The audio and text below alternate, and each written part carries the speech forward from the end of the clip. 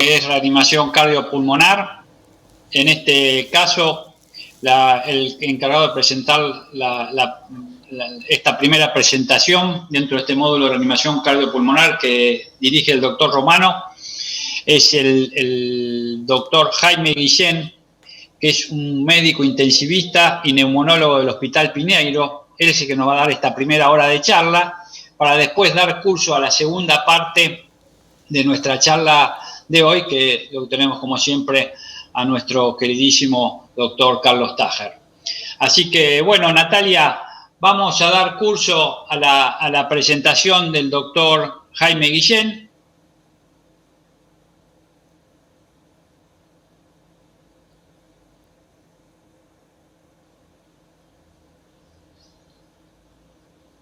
Buenas noches, mi nombre es Jaime Alfredo Guillén, soy médico terapista especializado en la Sociedad Argentina de Terapia Intensiva y la UBA. Trabajo como médico terapista de planta en la terapia intensiva del Hospital Parmenio Piñero. Además soy médico especialista en neumonología, especializado en la Sociedad Argentina de Medicina Respiratoria y la UBA, y trabajo como neumonólogo en el Sanatorio La Trinidad Mitre. El tema que vamos a hablar hoy es sobre el manejo de la vía aérea, con un especial énfasis en los casos sospechosos o con diagnóstico confirmado de COVID-19.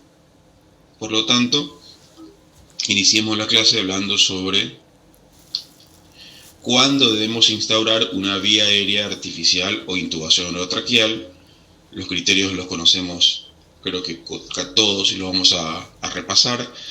Serían la hipoventilación, o sea, una frecuencia respiratoria menor a 15, hipoxemia grave, pese al oxígeno suplementario, sería un valor de menos de 60 milímetros de mercurio, de PO2, un Glasgow menor de 8 puntos, parada cardíaca, shock hemorrágico grave, inhalación de humos, fracturas faciales complejas, actividad comicial o convulsiva persistente, hematomas en el cuello, lesión traqueal o laringea y estridor.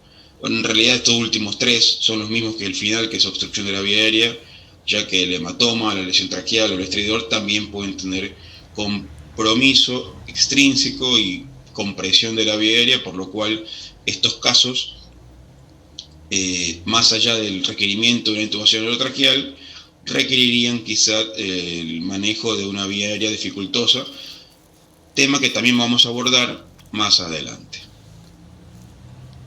Por lo tanto, nos preguntamos todos, ¿se puede predecir una intubación dificultosa? Y predecir podemos, tenemos ciertas herramientas que son los predictores anatómicos de intubación dificultosa. Predictores que se usan mucho en las intubaciones programadas o en urgencia.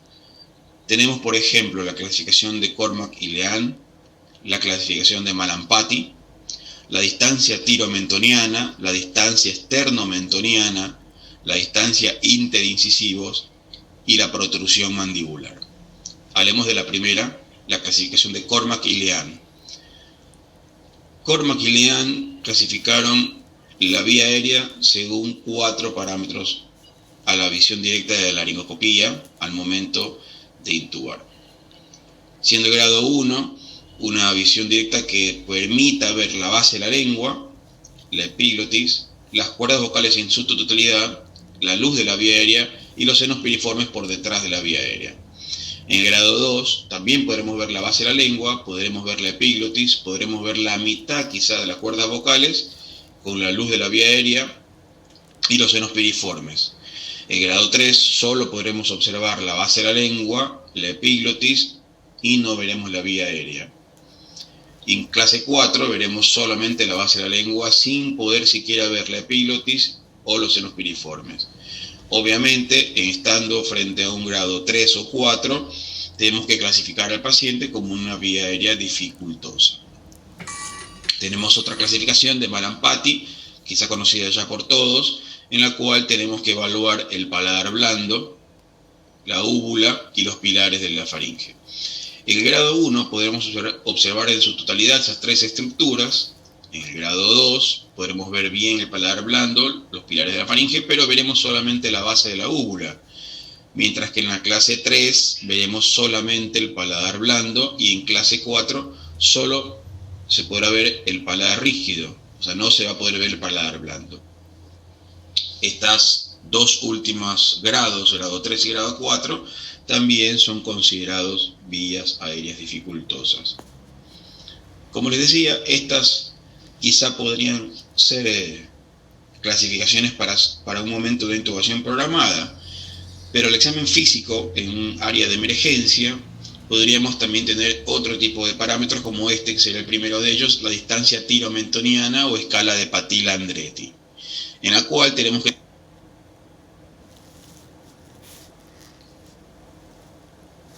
usar una línea imaginaria desde el mentón hasta el cartílago tiroides y saber que si mide 6 centímetros sería lo normal.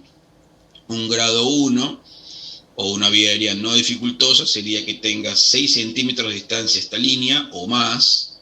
Un grado 2 que tenga de 5 a 6 centímetros y un grado 3 menor a 5 centímetros, teniendo en cuenta que el grado 3 sería una probable vía aérea dificultosa.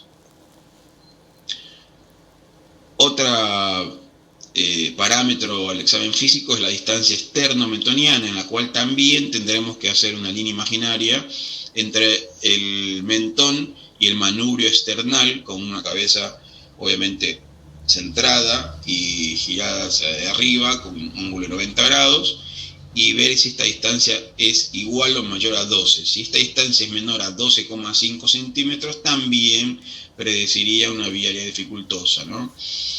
En estos casos, la relación ¿cuál sería? Que si es menos de 6 centímetros en el caso previo de la distancia tiro-mentoniana o menor a 12 en la distancia externo-mentoniana, lo que hablaría probablemente es que vamos a encontrarnos al momento de intubar con una vía aérea quizás muy alta, muy anterior. Otra distancia, pero que nos va a hablar sobre la apertura bucal, es la distancia interincisivos. Esta no tiene correlación con la posición de la tráquea ni las cuerdas vocales. Esta simplemente nos va a hablar de la apertura bucal y la distancia que tenemos que trazar imaginariamente entre ambos incisivos, que es habitualmente de 3 centímetros. Si es mayor, obviamente es normal, es una buena apertura para poder instaurar una vía aérea. Clase 2 habla de una apertura de 2,6 centímetros a 3. Clase 3, por el error, es de 2 a 2,5 y clase 4 menos de 2 centímetros. Obviamente la clase 3 y clase 4 serían también dificultosas. Y por último tenemos la protrusión mandibular, en la cual tenemos que pedir al paciente, o si el paciente está sedado, podríamos quizá empujar hacia adelante o protruir la mandíbula para ver qué tanto puede hacerse. La clase 1 sería si los incisivos inferiores pasan la arcada dental superior. La clase 2 es si los incisivos inferiores llegan hasta la altura de la dentadura superior, y la clase 3 en el caso que los incisivos inferiores no lleguen a la arcada dentaria superior. Como pueden ver en este video, los incisivos inferiores pasan la arcada dental superior. Por lo tanto, es una vía aérea normal. Vía aérea dificultosa se consideraría si fuese un clase 3 únicamente. Hablemos ahora del aporte de oxígeno. Conocemos todas estas interfaces. La primera, la cánula nasal, la cual puede aportar hasta un 44% de oxígeno con un flujo no mayor a 6 litros por minuto. Y segundo, la máscara Venturi, también que la conocemos todos, aportan según el color, como podemos ver acá abajo, celeste, amarillo, blanco, verde, rosa y naranja. Estos van aportando cada vez un aporte mayor de oxígeno, siendo de 24, 28, 31, 35, 40 y 50% respectivamente. Por último tenemos la máscara facial con bolsa reservorio, en la cual un flujo constante de oxígeno entra al reservorio que está unido o pegado a la máscara, y sabemos que con un flujo de 10 a 15 litros por minuto de oxígeno, quizás lleguemos a obtener concentraciones de oxígeno del 95 o hasta el 100% de aire inspirado. Entremos ahora en el tema entonces de intubación orotraqueal. ¿Qué materiales y qué técnica debemos emplear? Materiales.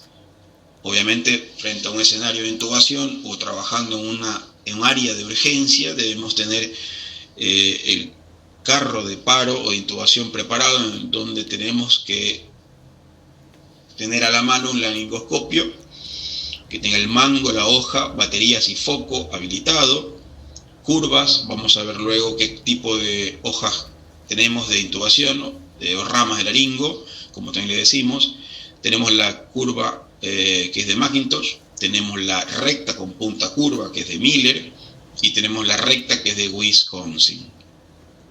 Tubos orotraqueales, tenemos que tener tubos de un diámetro de 8 o de 8,5, que sería más que nada para un paciente masculino, y en el caso de ser una paciente femenina, habitualmente se intuba con un tubo 7,5 u 8. Tenemos que tener un equipo de aspiración y de succión, sonda de aspiración faríngea, sonda de aspiración de tubo orotraqueal, dispositivos de bolsa, válvula, mascarilla, que sería como también lo conocemos como el ambú, un estetoscopio, un dispositivo de monitorización colorimétrica de dióxido de carbono. Eso sería el momento de haber instaurado la vía aérea o intubado, y tenemos que seleccionarnos de su correcta posición. También tenemos que tener lubricante, jeringa, guantes, anestésico nasal para la intubación nasotraqueal en caso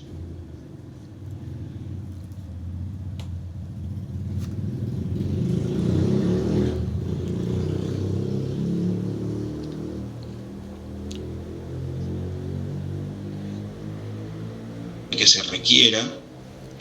Tenemos acá los diferentes tamaños de tubos endotraqueales. Habíamos hablado de caso de ser masculino, un tubo número 8, 8,5, y en caso de ser femenina, 7,5 a 8. Y las ramas que le había comentado hace un momento atrás, tenemos en primer lugar la de Macintosh, que es la curva, la de Miller, que es recta con punta curva, la de Wisconsin, que es la recta en su totalidad, y esta Oxford, que bueno, es una variedad pediátrica, de la cual no vamos a hablar en esta clase. Recordemos entonces que antes de instaurar la vía aérea tenemos que saber que tenemos 3 ejes importantes que tener en cuenta para poder iniciar la intubación orotraqueal, y esos son los 3 ejes bucales, nasotraqueal y orotraqueal. La línea roja que podemos ver es el eje bucal, el cual va en dirección de la arcada dentaria hacia la orofaringe. La amarilla, el eje nasotraqueal, que va desde las coanas hasta la parte posterior de la faringe. Y el eje orotraqueal, que obviamente va desde la orofaringe hacia la tráquea. Estos 3 ejes no están alineados. Podemos alinear el eje naso y el orotraqueal con la colocación de una almohadilla en el occipucio.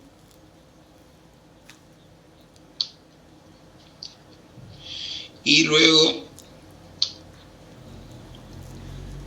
podemos mejorar el tercer eje, el bucal, con la inserción de la rama del laringoscopio.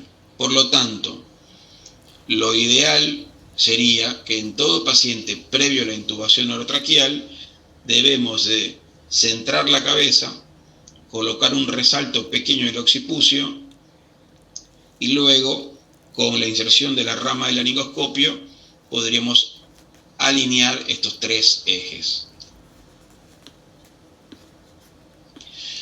Drogas para la secuencia rápida de intubación. Debemos tener en cuenta que tenemos 3 tipos de drogas. Tenemos analgésicos, relajantes musculares y sedantes. El analgésico más usado y recomendado para la intubación es el fentanilo, con una dosis de inducción de 2 a 3 microgramos por kilo, con un inicio del efecto de 2 a 3 minutos y una duración de hasta 1 hora.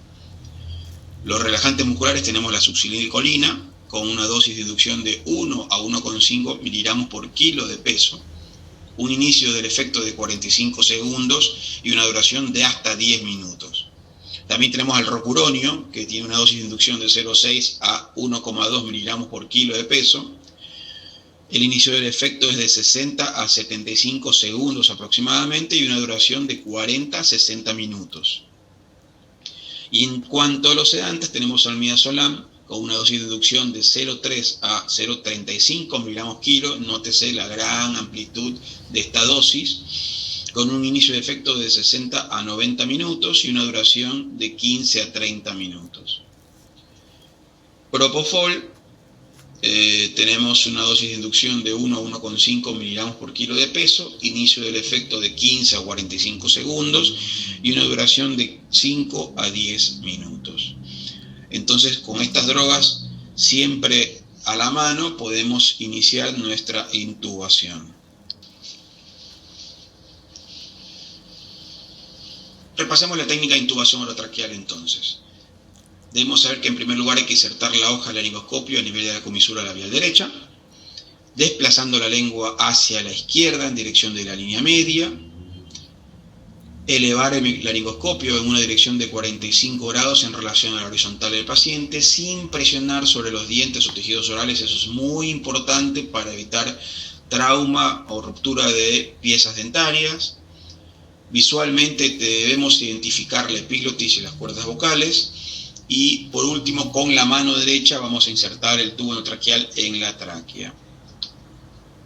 Veamos cómo ingresamos con la rama de Macintosh curva desde la comisura derecha, alineamos la lengua, la llevamos a la línea media. Una vez que observamos la epiglotis, pasamos el tubo orotraqueal unos 3 a 4 centímetros de la vía aérea y posteriormente insuflamos con 10 a 20 centímetros cúbicos de aire para que el manguito tenga un correcto sellado de la vía aérea y empezamos a oxigenar o a ventilar con el ambú. Tenemos que saber que hay dos confirmaciones, la confirmación primaria y secundaria. La confirmación primaria la vimos hace un momento, que sería una correcta expansión torácica, y sobre la auscultación es importante que primero se ausculte el estómago para evitar la forma. Vamos a ver la expansión ahora. Insuflamos el balón con 10 a 20 centímetros cúbicos, conectamos el ambú y empezamos a ventilar. Como les decía, es importante primero auscultar el estómago para cerciorarnos que estemos en vía aérea, ya que si escuchamos en estómago y no vemos expansión torácica, tenemos que reintubar al paciente. Y segundo, una confirmación secundaria sería la utilización de un detector colorimétrico o digital de CO2. Un detector colorimétrico es un dispositivo que va entre el ambú y el tubo endotraqueal, el cual cambia de color ante la presencia de CO2. Hay diferentes dispositivos, algunos pueden ser de color amarillo y otros de color violeta. Tienen una membrana que durante la exhalación del paciente se pinta del color que les acabo de mencionar, lo cual indicaría la presencia de CO2 y la correcta colocación del tubo entonces en la vía aérea. O el digital, el cual va conectado al monitor y nos va a dar un valor de CO2 durante la exhalación. En el caso de que no aparezca el valor en digital, también sería indicativo de que el tubo no está colocado correctamente en la vía aérea. Y por último, siempre por último, fijarse de la profundidad del tubo o la altura del tubo dentro de la vía aérea con una radiografía de tórax. Siempre que esté colocado por lo menos entre 3 a 4 centímetros de la carina. Existen también maniobras de salvataje para la optimización de la visualización de la vía aérea o también del eje. Dos principalmente, la de Selig y la de Burr. La maniobra de Selig es la quizá más utilizada, que es la presión sobre el cartílago cricoides. Una maniobra que no solamente nos va a poder ayudar a bajar el eje de la vía aérea, sino que también se ha demostrado que puede evitar la broncoaspiración durante la intubación. Aquellos pacientes que pueden tener estómago lleno pueden regurgitar, y con esta maniobra podemos evitar que el paciente se broncoaspire en el caso de que tenga el estómago lleno. La segunda maniobra, la de Burr, es una maniobra guiada por el intubador. Se le pide al asistente que haga movimientos hacia abajo, hacia el lateral derecho y hacia arriba, para poder de esa forma presentarnos la vía aérea es una maniobra un poco más difícil porque tiene que el operador realizar los movimientos que el intubador le pida. Complicaciones de todo procedimiento, como todos, lo primero siempre es la falta de experiencia del intubador.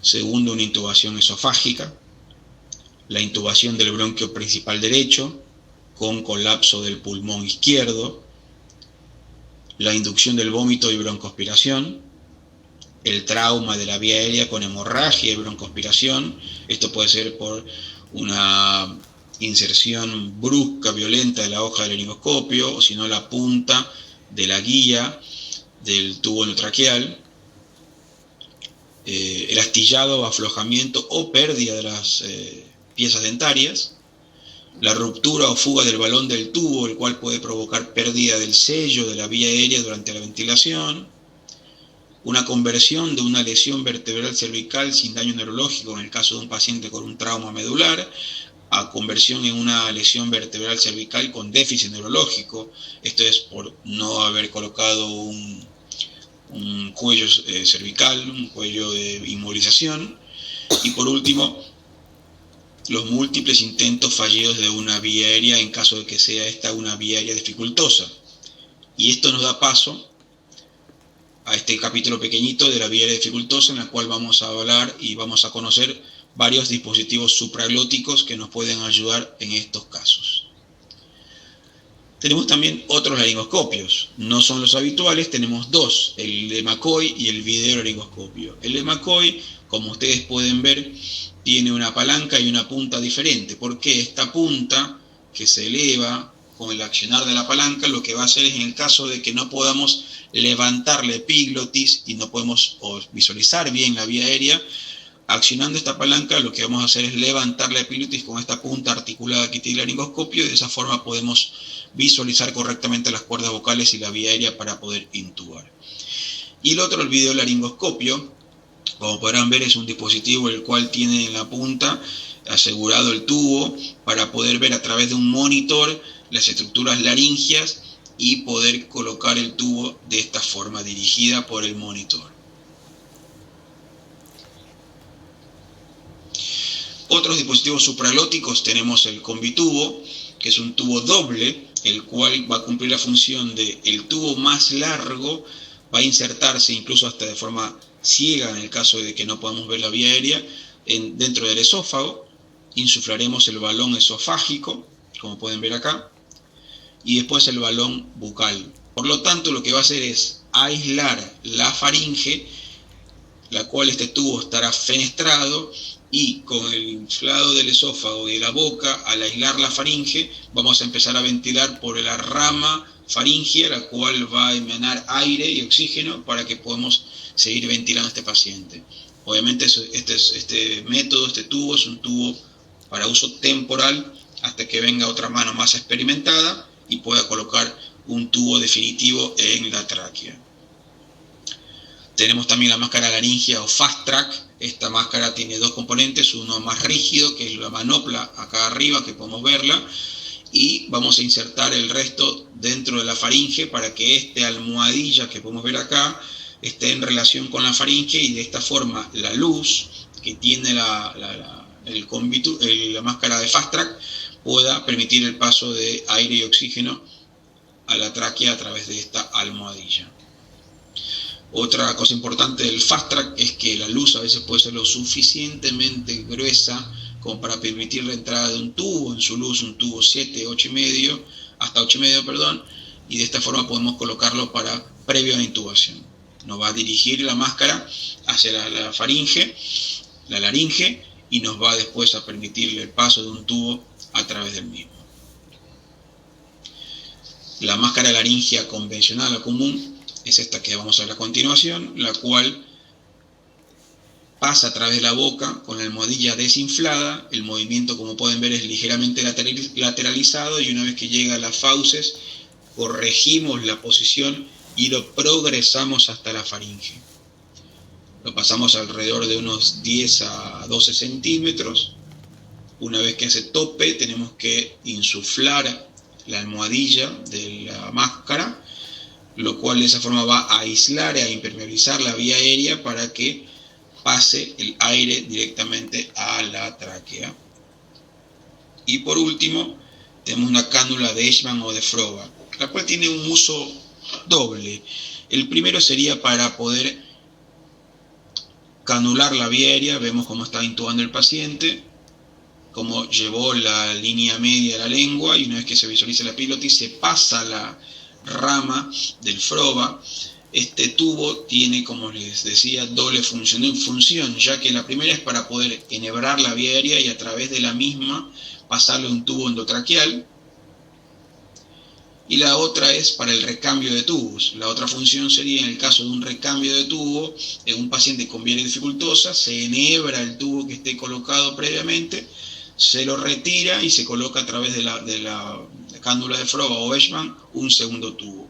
Importante saber que esta cánula también tiene otra función, y es que también nos puede ayudar a oxigenar.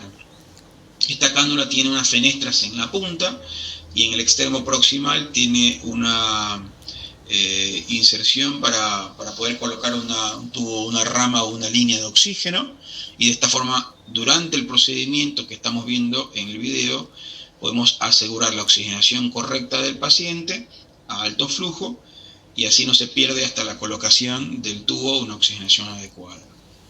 Cánula de Eichmann o de Froba. Métodos alternativos invasivos y quirúrgicos tenemos la intubación retrógrada, que es la punción con una guía a través del cartílago cricoides. Vamos a progresar esta guía hasta que por medio de un laringoscopio en la laringe vamos a observar esta punta de guía que insertamos en la vía aérea atravesando el cartílago cricoides, y vamos a atravesar este tubo traqueal a través de la guía que salió por boca. Una intubación que debe ser practicada mucho antes de poder realizarlo en la guardia. No es un procedimiento que se debe hacer de rutina. Tenemos también la cricotiroidotomía, que es la inserción de un tubo cricoides a nivel del anillo cricoides. Esto también puede ser un procedimiento que se puede hacer en la emergencia, en el caso de manos expertas. Y dejé por último la traqueostomía percutánea y quirúrgica, que son procedimientos ya programados, en los cuales se hacen en quirófano con la ayuda de un cirujano.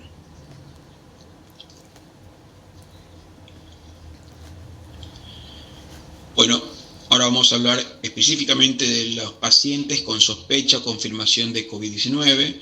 Para esto vamos a hablar de las recomendaciones y modificaciones de la secuencia rápida de intubación. En caso de estos pacientes, son recomendaciones y modificaciones que nos han dado tanto la Sociedad Argentina de Terapia Intensiva como el Ministerio de Salud. Las podemos encontrar en las páginas de cada una de estas instituciones. Son recomendaciones para el uso de material de prevención y también recomendaciones para el manejo de pacientes en asistencia ventilatoria. Son todas recomendaciones de bioseguridad.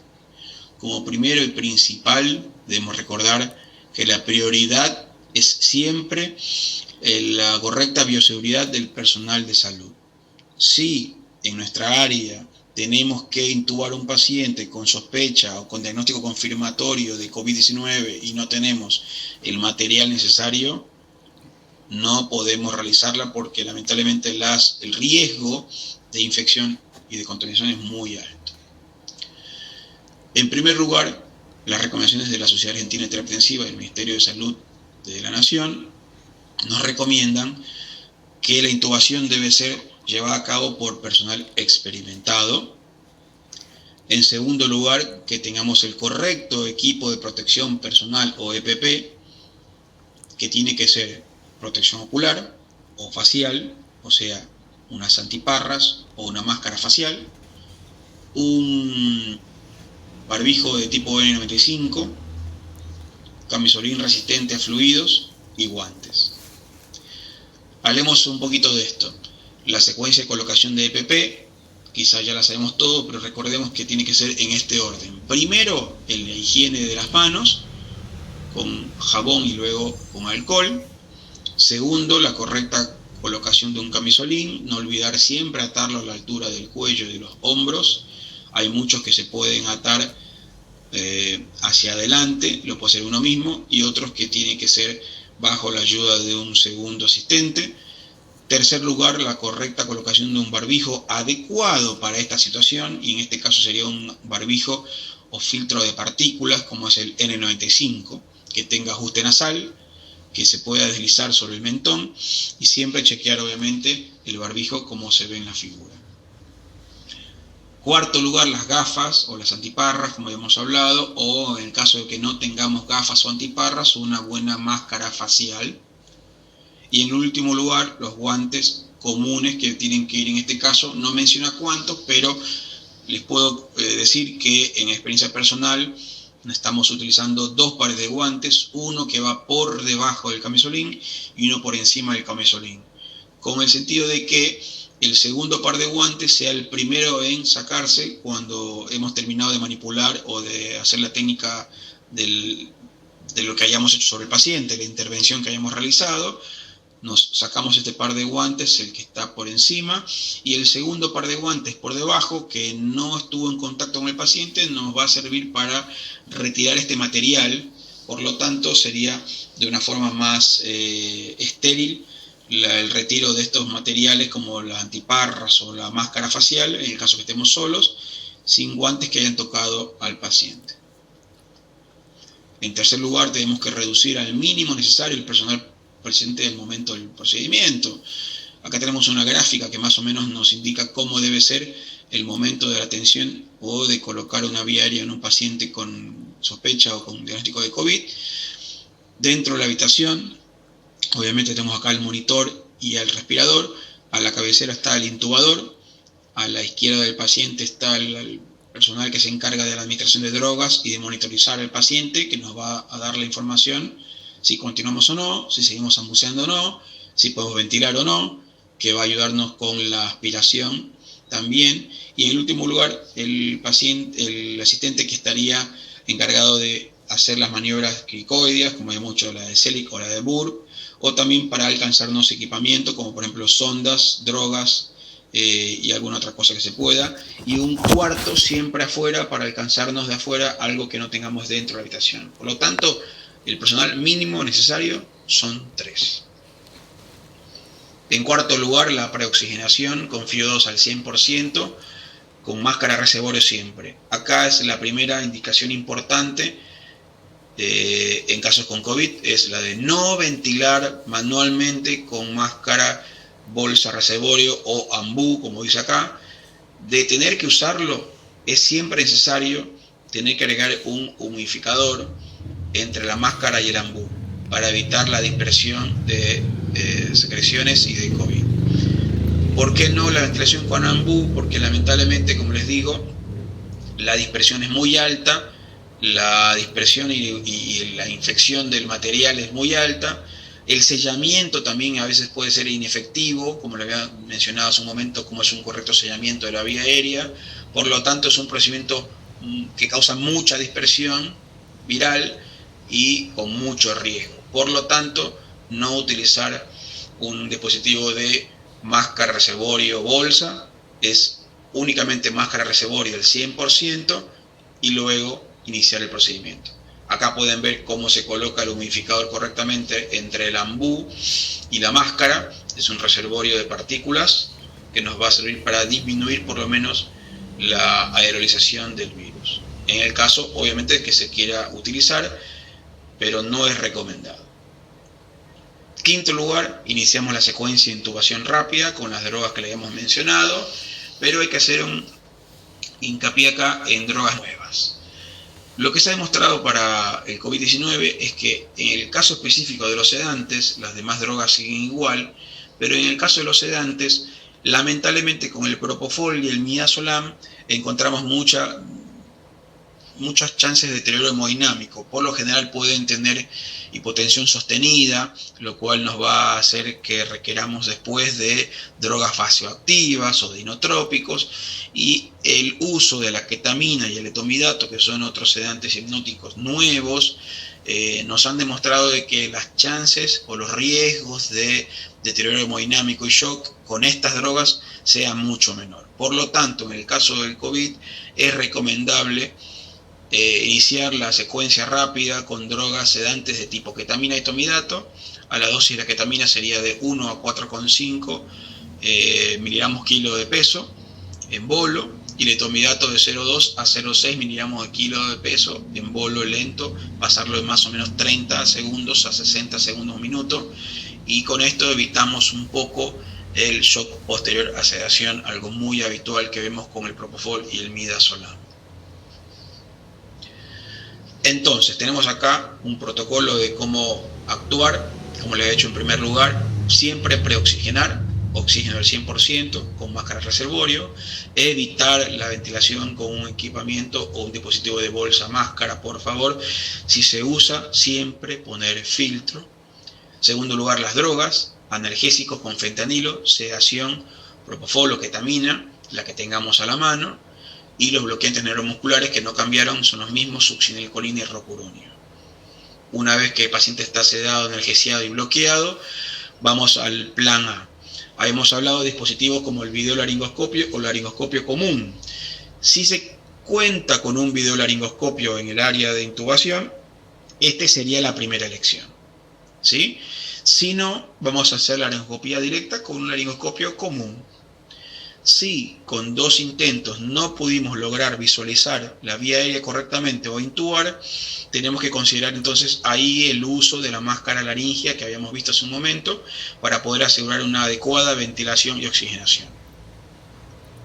O máscara laringea o un dispositivo de vía dificultosa como la sonda de Edgman o Froba.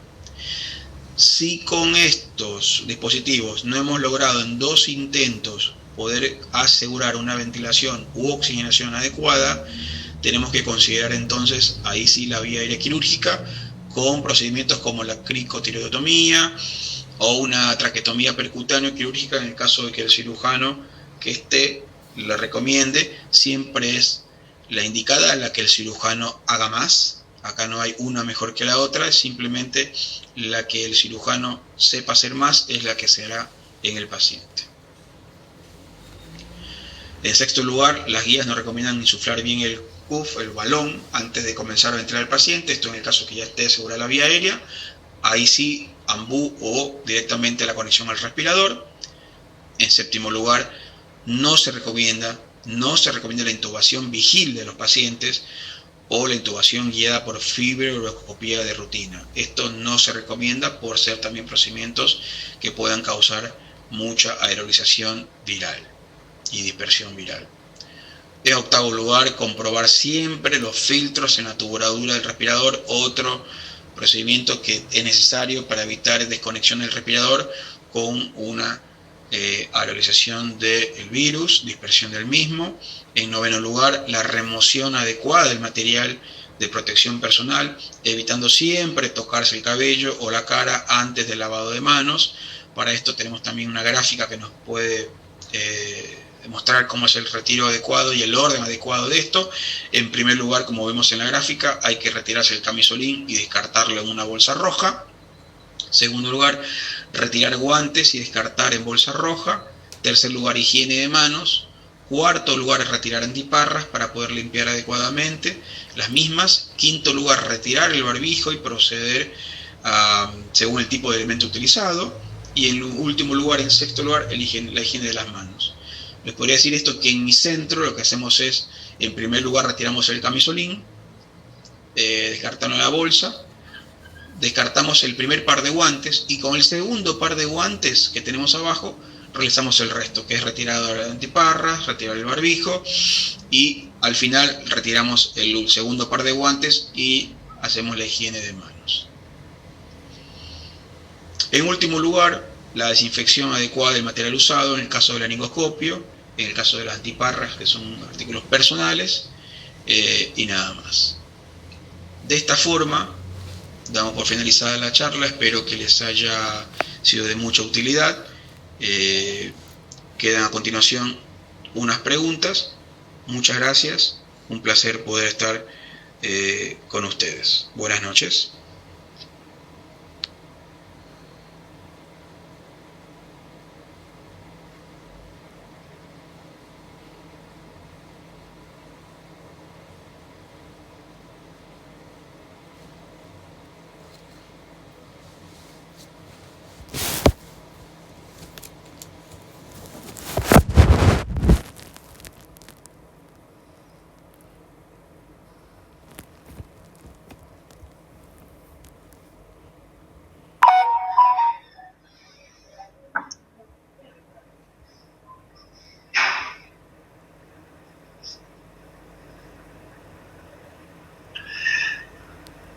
Hola Natalia, bueno, damos curso a las preguntas.